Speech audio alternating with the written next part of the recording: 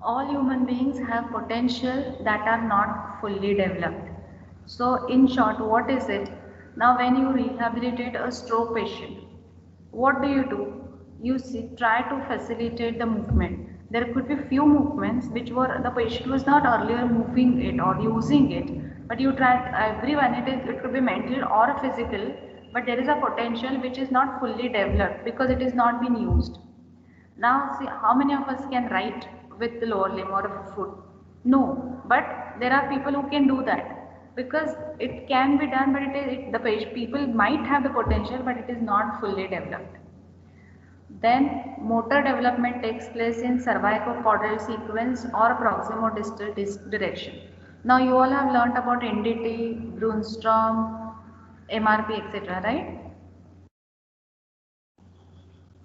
Yes, Yes, ma'am. ma'am. Yeah. So there the principles were different. When you talked about NDT and MRP, it talked about parallel distributed theory. Here it says about it is more of a kind of supporting a reflex hierarchical theory, like a Brunstrom. Exactly not exactly the kind of Brunstrom. It has been evolved after Brunstrom. So it is not. It will not support the exact hierarchical theory, but still it is say the motor development takes place in cervicocaudal sequence, or it is always in the proximo-distal direction. So always the proximal control come first and then the distal. Early motor behavior is dominated by reflex activity, whereas mature behavior is supported or reinforced by postural reflexes. You all have done with the reflexes. Now it is earlier motor behavior, like you see flexor withdrawal in early age, whereas later on you have seen that there are could be postural reflexes, there are writing reactions, there are equilibrium reactions, and there are other postural reflexes which are used for balance. So earlier it is going to be always reflex activity, meaning there is a stereotypic stimulus, there is going to be stereotypic response. Whereas the other things are going to be more of a postural reflexes. The growth of motor behavior has cyclic trends as evidenced by shift between flexor and extensor dominance. So it is not that only first the extensor pattern develops and then the flexor patterns develop. We have the growth where you are going to have the alternating pattern between flexor and extensor. Like sitting, it will require your extension, but taking a step will require your flexor dominance. So this is going to be cyclic trend. Next is the goal directed activity is made up of reversing movement.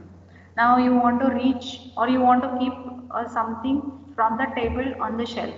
So what are you going to do? First, you want to have an extensor pattern where you want to pick up something from the table and then you want to put it up. So it's going to be exactly diagonal activity. So it is made up of reversing of the movement.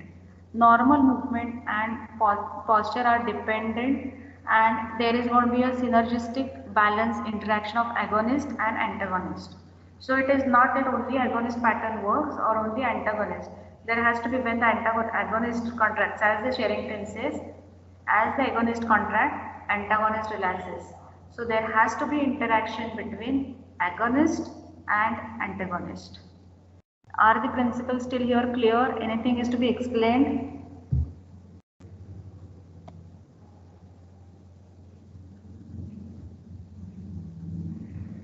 Clear, ma'am. Okay. Excuse me, ma'am. Yeah.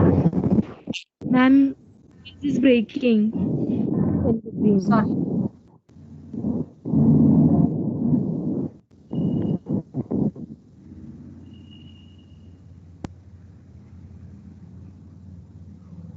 What is it? Ma'am, she said that your voice is breaking. Okay. So should I go ahead? Yes, ma'am. Developing motor behavior is expressed in orderly sequence of total movements and posture. Now, motor behavior, again I'll read it. Developing motor behavior is expressed in orderly sequence of total movements and posture. So, when you have learned about the normal development, growth, and reflexes. So it is going to be orderly sequence. Patient first or the child first, sorry, not patient, but the child first learns